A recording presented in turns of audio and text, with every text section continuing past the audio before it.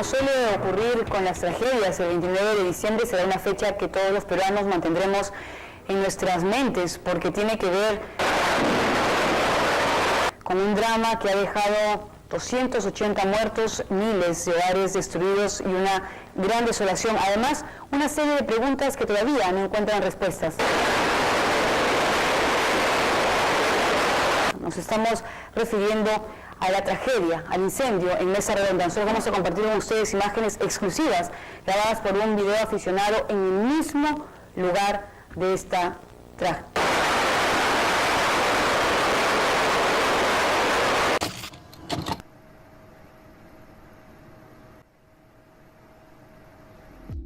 El Perú es un país bastante conocido, y esto se debe tanto a aspectos positivos como negativos. Cada persona tiene su propia opinión al respecto. Sin embargo, como cualquier otro país del mundo, ha tenido momentos aterradores, sucesos que han dejado una huella imborrable en la memoria colectiva. Algunos de estos eventos fueron transmitidos por televisión nacional, mientras que otros fueron documentados con el tiempo, ya sea mediante reportajes, testimonios o grabaciones que lograron captar lo ocurrido. Estos registros en muchos casos muestran imágenes inquietantes y detalles escalofriantes que aún a día de hoy generan preguntas, incomodidad o temor entre quienes los recuerdan o los descubren por primera vez.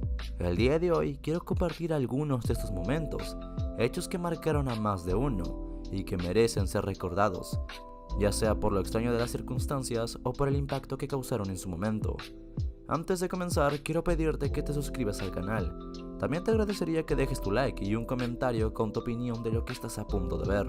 Tampoco olvides seguirme en Instagram y Twitch. Encontrarás los enlaces en la descripción. Ahora sí, siéntate, tráete algo para comer y disfruta del video.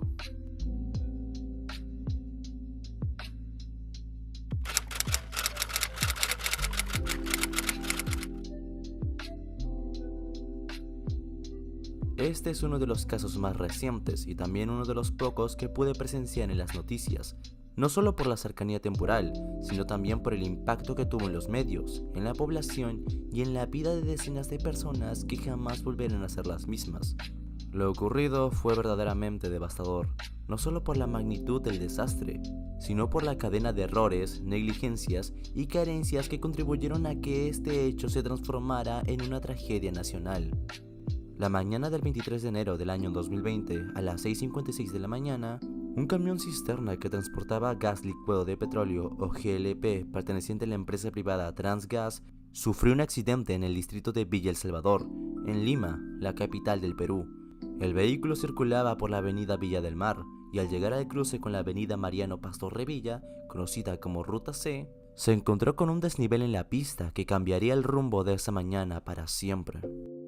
El camión, al intentar atravesar este desnivel, impactó violentamente la parte inferior de su estructura, provocando la ruptura de una válvula ubicada en la base del tanque. Esa falla resultó ser fatal. En cuestión de minutos, el gas comenzó a fugarse de manera descontrolada, expandiéndose por al menos 250 metros a la redonda, cubriendo una cuadra entera con una nube invisible pero letal. El conductor del camión, Luis Guzmán Palomino, descendió del vehículo e intentó cerrar la válvula, pero no tuvo éxito. Desesperado, comenzó a gritar y a advertir a los vecinos del peligro, instándolos a evacuar la zona. Muchos no entendieron la gravedad del asunto, algunos pensaron que se trataba de una simple fuga menor, mientras que otros aún se encontraban en sus casas, durmiendo, ajenos a lo que estaba a punto de ocurrir. No existía un protocolo claro de evacuación ni información suficiente sobre cómo actuar ante una emergencia de este tipo. Ese desconocimiento fue clave para el desenlace trágico que se estaba a punto de dar. 10 minutos después del inicio de la fuga, se produjo una deflagración, una chispa, cuya fuente nunca fue identificada con precisión. Encendió la mezcla del gas expandido en el aire. La onda de fuego avanzó rápidamente hasta alcanzar el camión cisterna. La explosión que siguió arrasó con todo a su paso. El camión quedó completamente calcinado, salvo el tanque que contenía el GLP. Una persona falleció en el acto. Otras, muchas más, resultaron gravemente heridas. El fuego se propagó con rapidez, alcanzando viviendas, vehículos y a personas que, atrapadas por el gas o sorprendidas por la explosión, no pudieron escapar a tiempo. En total, se desplegaron más de 15 unidades de bomberos para controlar la emergencia. Los incendios fueron clasificados con el código 3, lo que significa que estaban completamente fuera de control. Las escenas que siguieron fueron caóticas: calles cubiertas de humo, gritos de auxilio, cuerpos con quemaduras graves y familias buscando desesperadamente a sus seres queridos. El hospital de emergencias de Villa El Salvador colapsó ante la llegada masiva de víctimas. Alrededor de 50 personas fueron trasladadas allí, muchas con quemaduras de tercer grado, que cubrían entre el 70 y 80% de su cuerpo. Según lo informado por su director, Carlos León, ante la saturación del hospital, varios heridos fueron derivados a otros centros médicos de la capital. En las siguientes horas, 21 personas fallecieron, entre ellas niños, adolescentes e incluso un bebé no nacido. Al final, la cifra oficial alcanzaría los 34 fallecidos y 28 heridos, aunque el impacto emocional y psicológico que dejó este hecho fue inclusive mayor. Más de 30 viviendas fueron afectadas y decenas de familias quedaron sin hogar.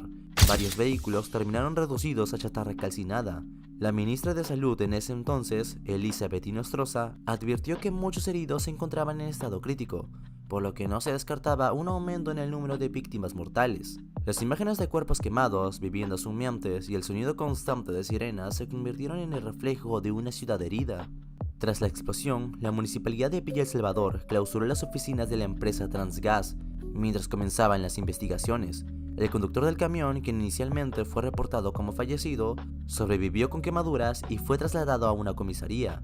La fiscalía solicitó 9 meses de prisión preventiva por presunta responsabilidad, pero el Poder Judicial lo dejó en libertad, argumentando que no existían elementos suficientes para su detención. Esa misma tarde, mientras los bomberos aún trabajaban en la zona del desastre, se produjo una nueva fuga de gas a pocos metros del lugar. Afortunadamente, esta vez pudo ser controlada antes de que ocurriera otra tragedia. Al día siguiente, la empresa Transgas emitió un comunicado lamentando lo sucedido y asegurando que el vehículo involucrado contaba con toda la documentación en regla. Sin embargo, esa afirmación no calmó la indignación pública, que exigía responsabilidades y cuestionaba los protocolos de seguridad, la fiscalización del transporte de materiales peligrosos y la falta de preparación ante emergencias de ese tipo.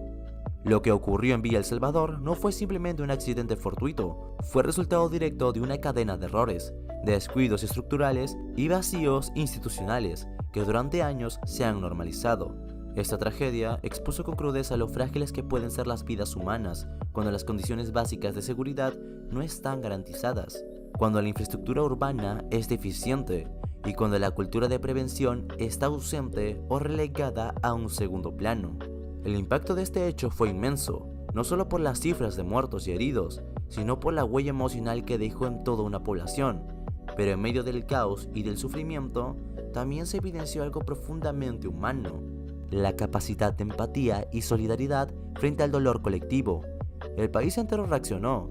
Muchos ciudadanos acudieron a donar sangre en hospitales colapsados, mientras instituciones públicas y privadas se organizaron para entregar alimentos, ropa, víveres y productos de higiene a los damnificados. Veterinarios se ofrecieron voluntariamente para atender a las mascotas heridas por las llamas o desplazadas por la explosión. Se instalaron módulos de vivienda temporal para dar cobijo a las familias que lo perdieron todo. Incluso jugadores y representantes del Club Alianza Lima, una de las instituciones deportivas más importantes del país, se acercaron a la zona afectada para brindar su apoyo directamente a los sobrevivientes. Pero la ayuda no fue solo local, también se recibieron donaciones internacionales. Gobiernos como el de Estados Unidos y Brasil enviaron grandes cantidades de piel humana para los pacientes con quemaduras graves, algo que fue crucial para los tratamientos de emergencia.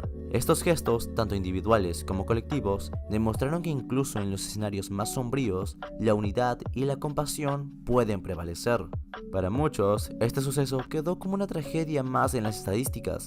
Para otros, como es mi caso, significó una experiencia profundamente personal. Este tipo de eventos deja una lección clara: nunca se debe subestimar una amenaza, por pequeña que parezca. El gas, el fuego y la negligencia, todos pueden ser catalizadores del desastre si no se manejan con responsabilidad y preparación. Es deber del Estado establecer protocolos eficientes, garantizar condiciones seguras para el transporte de materiales peligrosos y preparar a la población para saber cómo actuar. Porque al final, la prevención no es solo una política, es una necesidad urgente, una obligación moral y sobre todo, una cuestión de vida o muerte.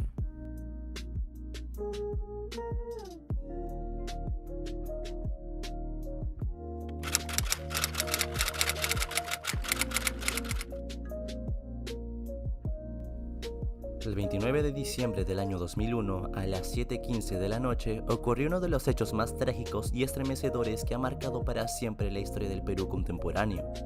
A casi 24 años del suceso, el incendio de Mesa Redonda sigue siendo recordado como una herida abierta, una catástrofe provocada no por el azar ni por la fatalidad, sino por la suma de negligencias, informalidad institucionalizada y la ausencia total de prevención.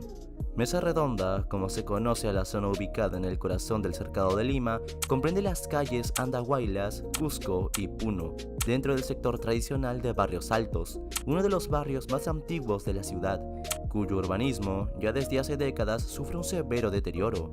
Este lugar se convirtió, con el paso del tiempo, en un punto neurálgico del comercio popular limeño, impulsado principalmente por la economía informal. Su mayor atractivo era simple pero efectivo: ofrecer productos a precios considerablemente más bajos que los del mercado formal. Tiendas, galerías improvisadas, puestos callejeros sin permiso ni garantías básicas de seguridad.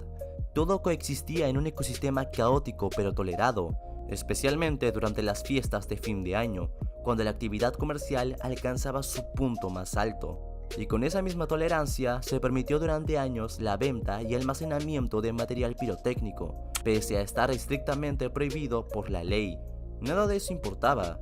La demanda crecía, las autoridades hacían la vista gorda y el peligro se apilaba en cajas de cartón dentro de galerías mal ventiladas, sin extintores ni salidas de emergencia, en plena zona urbana. Un infierno anunciado. 2 días antes del Año Nuevo, la tragedia se desató. En plena tarde del 29 de diciembre, un vendedor informal se preparaba para realizar una demostración de un artefacto pirotécnico, conocido como chocolate, frente a la tienda Portal del Jirón Andahuaylas, en el cruce con el Jirón Cusco. La chispa encendió el fuego, literalmente. Los cohetes salieron disparados, descontrolados, y alcanzaron las cajas con fuegos artificiales almacenados en masa. En segundos se produjo una reacción en cadena que dio origen a una deflagración de magnitudes descomunales, una tormenta ígnea que cubrió la zona. Decenas de personas quedaron atrapadas entre pasadizos angostos, tiendas improvisadas y estructuras inflamables. El fuego arrasó al menos 5 galerías comerciales, se propagó a otras 4 manzanas y generó un infierno urbano que parecía sacado de una guerra. Las condiciones urbanísticas del lugar, con calles estrechas y saturadas de comerciantes ambulantes y con vehículos estacionados bloqueando los accesos, dificultaron enormemente el ingreso de las unidades de bomberos, cuya labor se tornó desesperada y caótica. Según el informe de la Dirección de Prevención e Investigación de Incendios del Cuerpo General de Bomberos Voluntarios del Perú, se registraron temperaturas de hasta 1200 grados Celsius, lo que provocó la carbonización instantánea de muchas víctimas. Además, se reportó una bola de fuego que se desplazó a una temperatura de 800 grados por las calles, atrapando a todos a su paso. En medio del humo espeso, los gritos y el pánico, cientos de personas intentaban escapar por donde podían, muchas sin éxito. El saldo final fue desgarrador: 277 muertos, más de 240 heridos, de los cuales 137 sufrieron quemaduras graves, 45 sufrieron asfixia por inhalación de humo tóxico y 38 politraumatismos. Sin embargo, las cifras podrían haber sido mayores. En los días posteriores, el ministro de Salud, Luis Solari, reportó que al menos 647 personas estaban desaparecidas.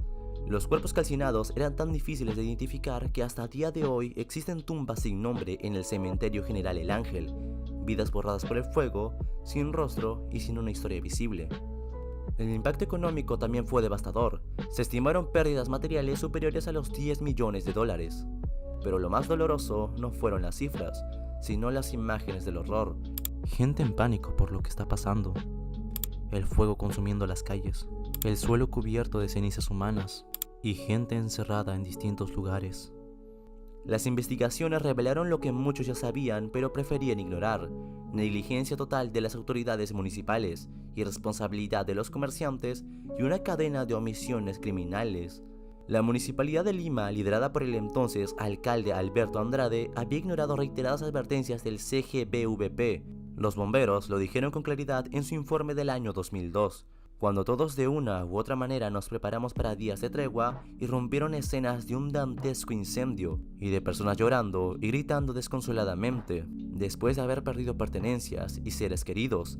Luego, las imágenes después de la batalla, un lugar en cenizas, humeando, restos calcinados, heridos en hospitales, colas en la morgue, rostros de desconsuelo, terror e indignación. Y a partir de ese momento, lo de siempre. ¡Qué horror! ¿Cómo pudo pasar? ¿Quién fue?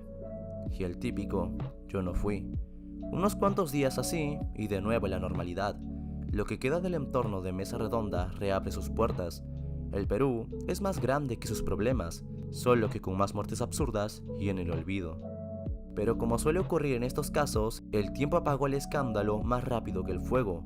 La venta de pirotécnicos en Mesa Redonda fue prohibida. Se prometió una mayor fiscalización y se habló de ordenamiento urbano. Sin embargo, las responsabilidades penales nunca se determinaron con claridad. En 2008 se inició un proceso judicial que terminó sin sentencias significativas. Y en 2016 se detuvo a Marín Rodolfo Díaz, presunto responsable de iniciar el fuego, aunque fue liberado poco después por errores administrativos de la policía. El incendio de Mesa Redonda no solo fue una tragedia humana, fue una muestra brutal de la descomposición institucional del país, de cómo la vida humana puede ser ignorada hasta que la muerte se vuelve imposible de tapar.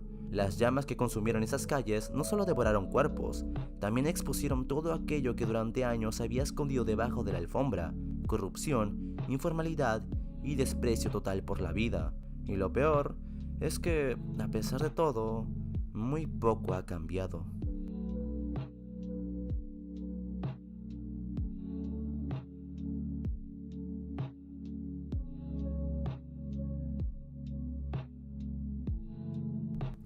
Siguiendo con los grandes incendios que han sido captados en televisión, hubo uno más, en el año 2017, que dejaría una gran marca, no por el fuego, sino que fue debido a las víctimas atrapadas en este. En Perú hay diversas zonas comerciales en las que se presentan casos de negocios ilegales, como galerías informales o venta de productos robados. El mercado de las Malvinas es uno de los lugares donde se concentran mayormente estos casos. El 22 de junio del año 2017 se comenzó un incendio que terminaría el 28 de junio, gracias al trabajo ininterrumpido de los bomberos. Este siniestro comenzaría en un centro comercial ferretero, para después propagarse al centro comercial Nicolini.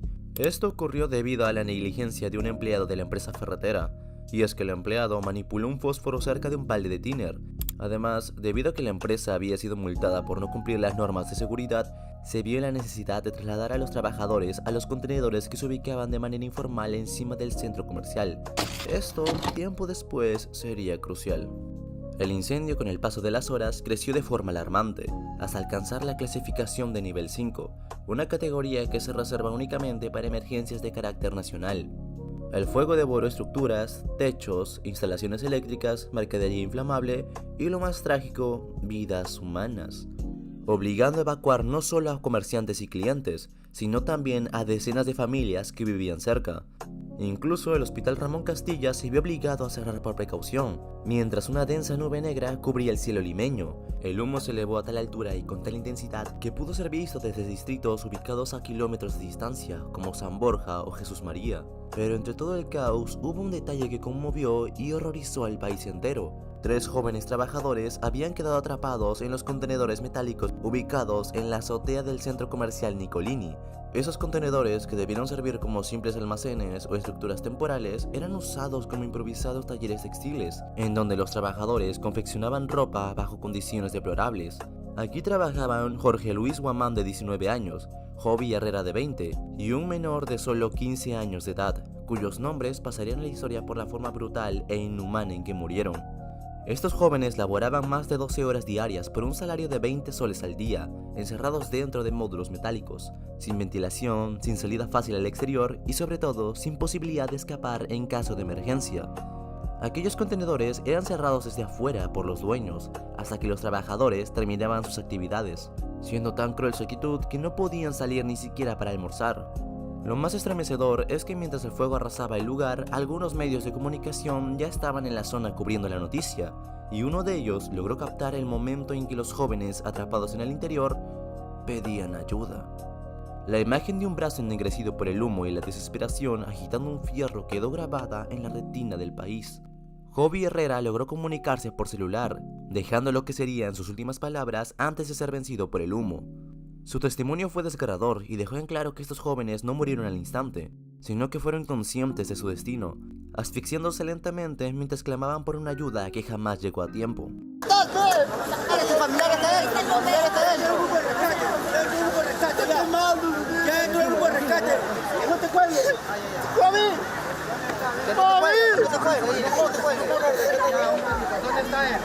Mientras en la parte baja, aterradas temiendo lo peor, sus familias vivían los momentos más terribles de sus vidas. ¿Con él ustedes están seguros que él está dentro? Sí, porque nos ha pedido ayuda, por favor. ¿En qué lado estás, hijo? El último piso, pero ¿dónde? Ya lo sé, estoy ahí, pero ¿dónde? ¿Dónde? ¿En el quinto piso? ¿En qué lado? Solo les pedían que mantengan la comunicación. Una llamada por celular donde los 3 hombres atrapados solo pedían ayuda, pues veían cómo el fuego los alcanzaba. Ahorita en estos momentos estamos tratando de comunicarnos con la persona que estaría adentro de esta galería. Nos han brindado su número telefónico. Aló, Joby. Joby, ¿en qué parte estás?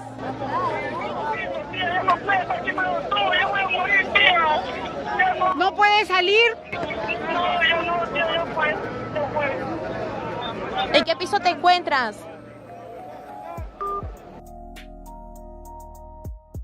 Es increíble y asqueroso cómo en los años actuales hayan ocurrido casos así.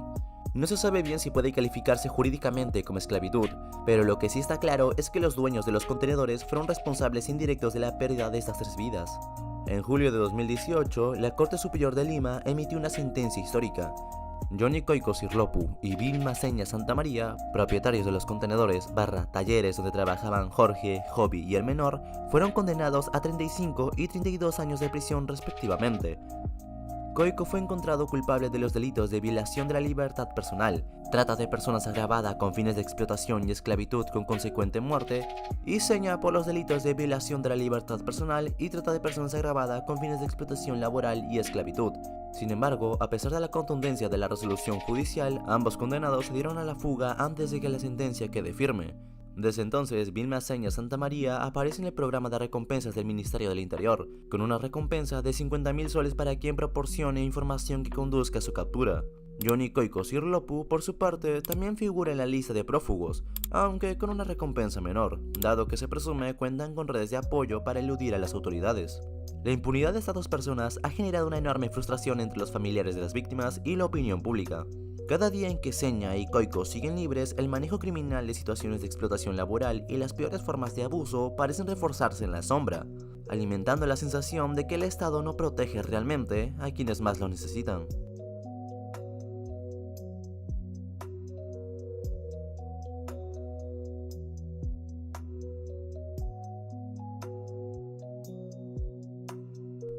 En la historia de la televisión peruana hay momentos que no solo han generado polémica, sino que han dejado cicatrices profundas en la memoria colectiva del país. Uno de los más recordados y estremecedores es el caso de Ruth Talía Sayas Sánchez, una joven cuya vida fue expuesta al escrutinio público, en un programa televisivo bajo la promesa de un premio en efectivo, pero cuyo desenlace fue una tragedia que sacudió a toda una nación. Esta historia no solo habla de una muerte, sino el precio que puede tener la verdad cuando se convierte en entretenimiento.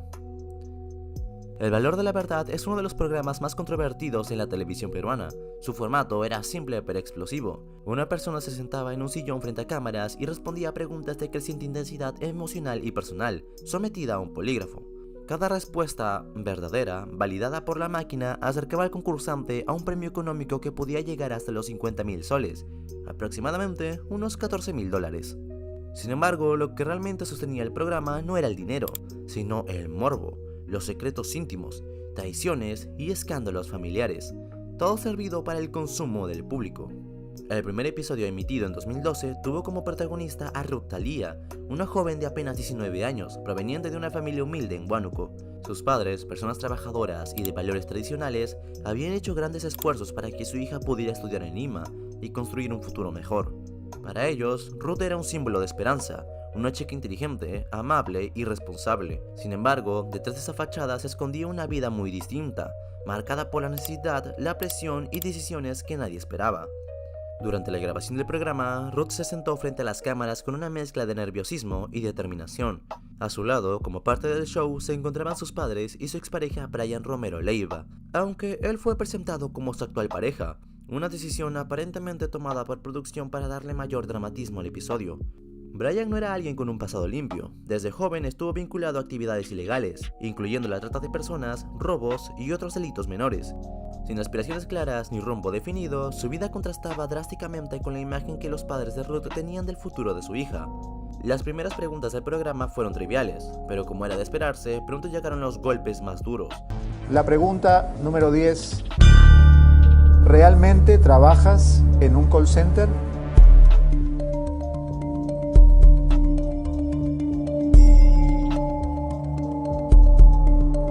No.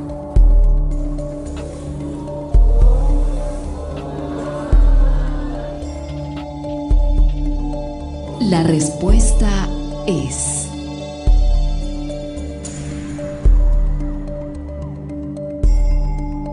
verdad.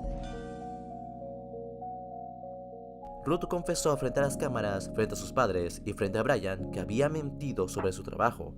Ella no trabajaba en un call center como había hecho creer a su familia. En realidad, laboraba en un club nocturno.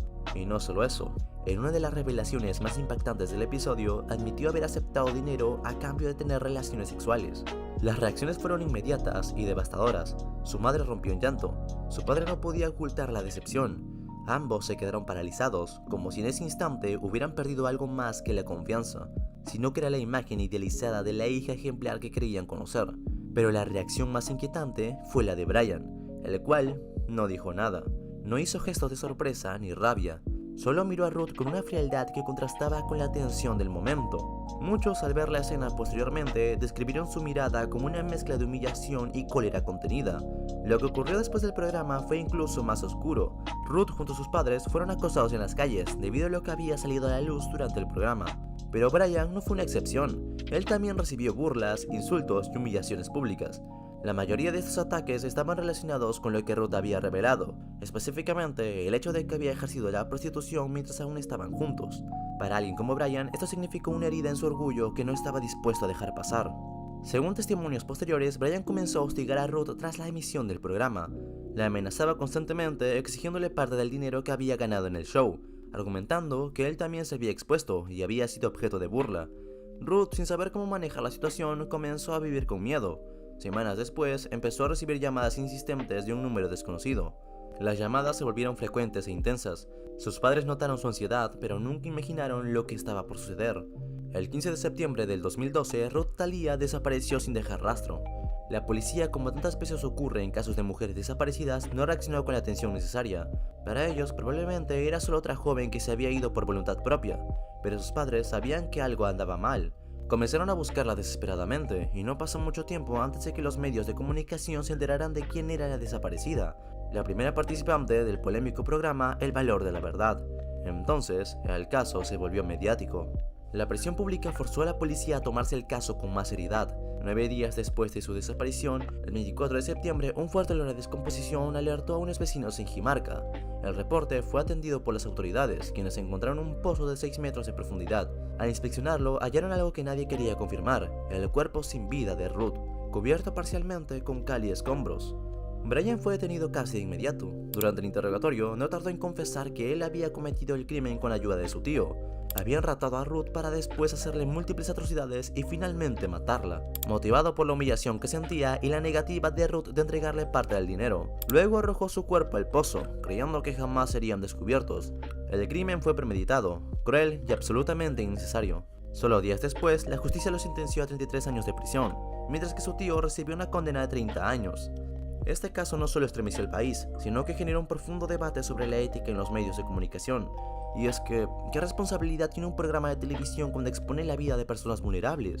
¿Hasta qué punto se puede jugar con la verdad ajena por entretenimiento?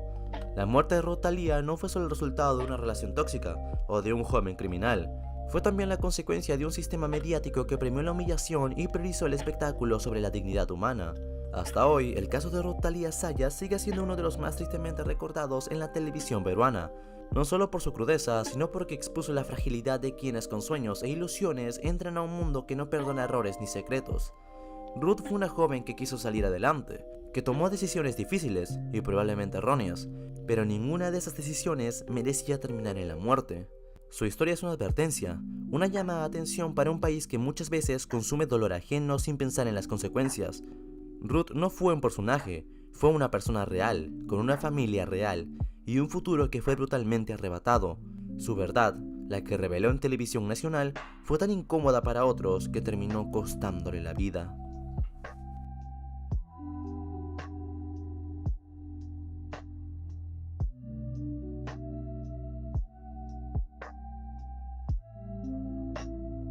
El caso de violaciones sexuales en Manta y Vilca representa uno de los episodios más oscuros y dolorosos del conflicto armado interno que asoló al Perú entre 1980 y 2000. Durante décadas, las voces de las mujeres campesinas que sufrieron estos abusos fueron silenciadas, pero su incansable lucha por justicia culminó en una sentencia histórica en junio de 2024.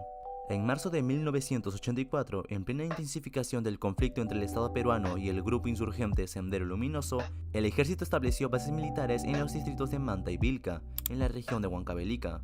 Estas comunidades predominantemente quechua-hablantes y dedicadas a la agricultura quedaron atrapadas entre las acciones de los insurgentes y las fuerzas del orden. La presencia militar, lejos de brindar seguridad, se convirtió en una fuente de temor y violencia para la población civil. Entre 1984 y 1998, miembros del ejército peruano cometieron violaciones sexuales sistemáticas contra mujeres y adolescentes de Manta y Vilca. Las víctimas, algunas de tan solo 14 años, fueron agredidas en sus hogares, en las bases militares y en puestos de control. Los abusos eran cometidos bajo amenazas y con extrema violencia, en muchos casos de manera colectiva, llegando a involucrar hasta 20 soldados en un solo ataque. Al menos 5 mujeres quedaron embarazadas como resultado de estas agresiones, y los hijos nacidos de estas violaciones nunca fueron reconocidos por sus padres biológicos. En 2003, 24 mujeres valientes decidieron romper el silencio y denunciaron penalmente a sus agresores. La Fiscalía Penal de Huancavelica formalizó la denuncia en 2007 contra 14 miembros de las Fuerzas Armadas, basándose en la evidencia proporcionada por 14 de las víctimas. El proceso judicial fue largo y tortuoso. El primer juicio oral, iniciado en 2016, fue suspendido en 2018 debido a la falta de imparcialidad de los magistrados, quienes utilizaron estereotipos de género y limitaron el derecho a la prueba del contexto histórico. En 2019 se inició un segundo juicio oral, con un nuevo enfoque que incorporó la perspectiva de género y el derecho a la verdad, igualdad y no discriminación. Este proceso culminó el 19 de junio de 2024, cuando la primera Sala Penal Superior Nacional Liquidadora Transitoria de la Corte Superior Nacional de Justicia Penal Especializada condenó a 10 exmilitares a penas de entre 6 y 12 años de prisión por delitos de violación sexual considerados crímenes de lesa humanidad. La sentencia reconoció que los abusos cometidos por los militares no fueron hechos aislados, sino parte de un ataque sistemático y generalizado contra la población civil. Este fallo es el primero en Sudamérica que califica la violencia sexual durante un conflicto armado como crimen de lesa humanidad, marcando un precedente en la lucha contra la impunidad. Los condenados deberán pagar de forma solidaria una reparación civil de 100.000 soles a cada una de las víctimas. Sin embargo, 3 de los acusados permanecen prófugos y su juzgamiento ha sido reservado. El caso de Manta y Vilca ha visibilizado la utilización de la violencia sexual como herramienta de control y represión durante el conflicto armado en el Perú. Según el Registro Único de Víctimas del Ministerio de Justicia, más de 5.300 mujeres fueron víctimas de abuso sexual durante ese periodo, siendo Huancavelica una de las regiones más afectadas. La sentencia de 2024 no solo representa un acto de justicia para las víctimas, sino también un paso significativo hacia el reconocimiento y reparación de los crímenes cometidos durante el conflicto armado interno, y de la necesidad de garantizar que tales atrocidades nunca vuelvan a ocurrir.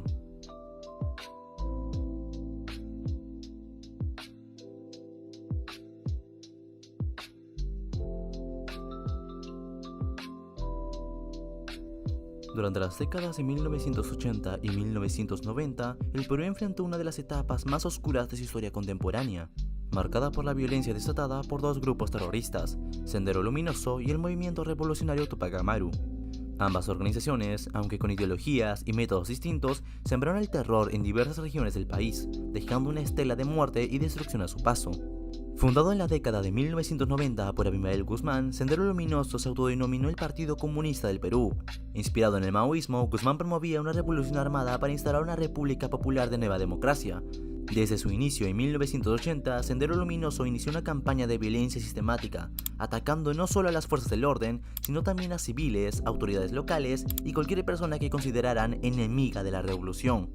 Las masacres cometidas por Sendero Luminoso fueron numerosas y brutales. Entre ellas destaca la masacre de Zoras, en 1984, donde acabaron con la vida de entre 109 y 117 personas en diversas localidades de la provincia de Sucre, Ayacucho, en represalia por la organización de la población para su defensa frente a las incursiones senderistas. Otra atrocidad fue la masacre de Santo Tomás de Pata en 1991, donde 37 campesinos fueron asesinados por Sendero Luminoso en la localidad de Santo Tomás de Pata, ubicada entre los departamentos de Ayacucho y Huancavelica. Asimismo, en la masacre de Cano en 1991, 36 pobladores fueron asesinados por Sendero Luminoso en la provincia de La Mar, Ayacucho. El 16 de junio de 1922, Sendero Luminoso realizó uno de los atentados más recordados en la historia del Perú, la explosión de 2 coches bombas en la calle Tarata, en el distrito limeño de Miraflores. Los vehículos cargados con aproximadamente 500 kilos de dinamita y ANFO explotaron alrededor de las 9:20 pm, causando la muerte de 25 personas y dejando más de 200 heridos. La onda expansiva dañó o destruyó 183 casas, 400 negocios y 63 automóviles estacionados. Este atentado marcó un punto de inflexión de la lucha contra el terrorismo en el país. La indignación ciudadana y la presión internacional llevaron a intensificar las acciones contra Sendero Luminoso. Menos de 2 meses después, el 12 de septiembre de 1992, Abimael Guzmán fue capturado por el Grupo Especial de Inteligencia de la Policía Nacional de Perú, debilitando significativamente a la organización terrorista. Sendero Luminoso también dirigió su violencia contra los medios de comunicación, buscando silenciar las voces que denunciaban sus crímenes. Perpetraron un atentado con coche bomba contra la sede principal del canal de televisión Frecuencia Latina, en Lima. El ataque, realizado con un camión robado cargado con 600 kilos de dinamita y ANFO, causó la muerte de 3 personas, incluido el periodista Alejandro Pérez, y destruyó gran parte de las instalaciones del canal. El movimiento revolucionario Tupac Amaru, fundado en 1982, fue otra organización terrorista que operó en el Perú durante estas décadas. El MRTA buscaba instaurar un gobierno socialista en el país. Aunque su accionar fue menos sanguinario que el de Sendero Luminoso, también cometieron muchos atentados y secuestros.